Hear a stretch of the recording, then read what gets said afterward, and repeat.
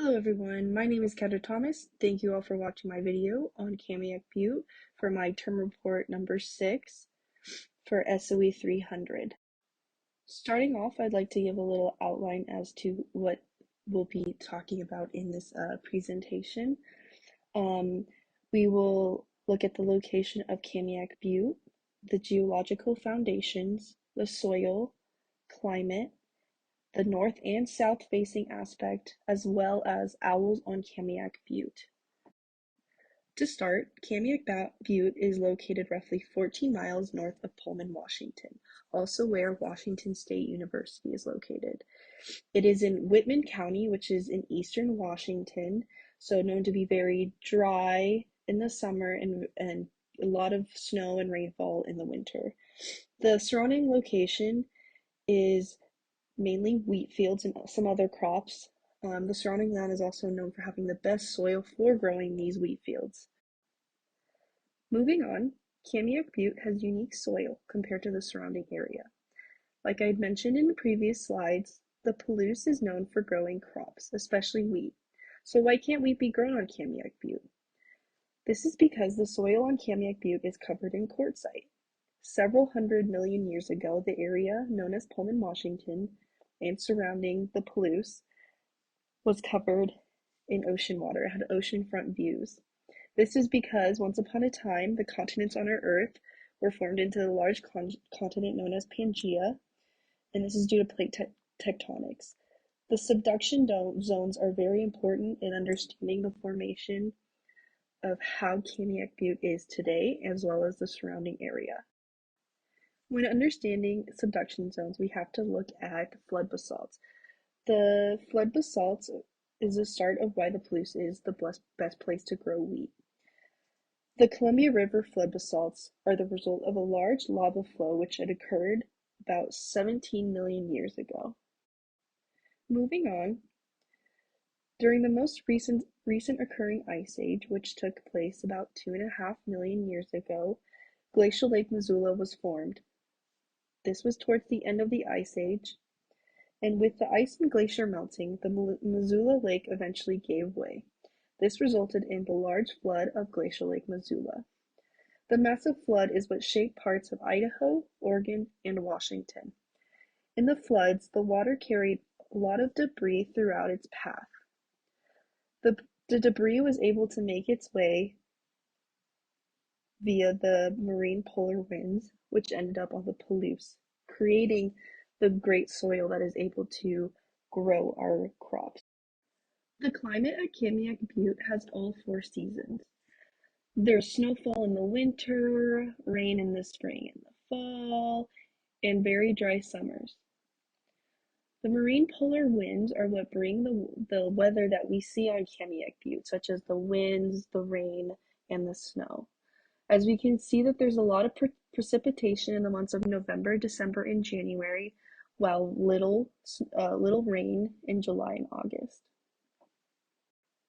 When we look at Kamiak Butte, we can see that there are 2 unique sides which are home to some similar aspects as well as some different aspects.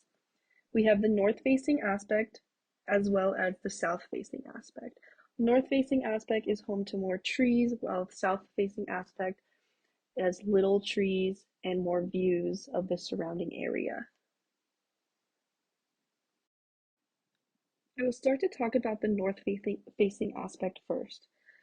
To all the tree lovers, this is the side of the butte for you because the north facing is home to an abundant amount of large trees such as the Douglas fir, ponderosa pine, and western larch. The majority of the trees are Douglas fir as they take up about 70% of the tree population. With a large amount of trees on the north side, this means a decrease in the amount of sunlight. The growth of moss and lichens are popular on this side due to less sunlight and it being more moist. With it being more moist, the soil is filled with more nutrients, which creates better growth of plants and trees, meaning the trees grow taller.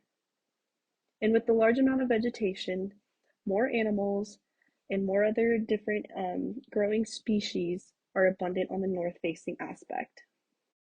Moving on, we will continue talking about the south-facing aspect. While different than the north-facing, the views are what make the south-facing aspect just as amazing. The south-facing aspect is home to the ponderosa pine, taking up 100% of the trees found on the south side. The trees are also much shorter, and the exposure of sun is much larger on the south-facing aspect. This means the soil is more dry and there's less vegetation growth. This is why the trees are also shorter. And with the soil being more dry, the soil is not as full of nutrients, which is key for the growth of many plants and trees or shrubs. With the abundance of Douglas fir on the north-facing aspect, many species call this side of the butte home. From elk to deer, moose, other species such as owls can be found on the north-facing aspect as well as the south-facing aspect. Moving more specific towards certain animals found on Kamiak Butte, we have the owls. We have the great horned owl as well as the barn owl. The great horned owl is found in dense forests as well as some prairie land. The reason the great horned owl is not found on the south-facing aspect is due to the lack of trees. Great horned owls need tall trees for hunting for their prey. The great horned owl preys mainly on small mammals such as birds, reptiles, and mice, which are a lot of mice are found on Kamiak Butte. The barn owl, while living in near proximity to the great horned owl, they reside on the south-facing aspect. Barn owls prefer an open space, which is the perfect place on the south-facing aspect of the butte. Barn owls can also be found in barns or other abandoned buildings, which is where they get their name from. The barn owl has a very similar way of hunting their prey. Both birds will scope out fields for their small rodents or animals. Again, they have a very similar eating habit as well. And with the distinct ghost-like face of the barn owl and the distinct call of the great horned owl, this is what makes Kamiak Butte very special.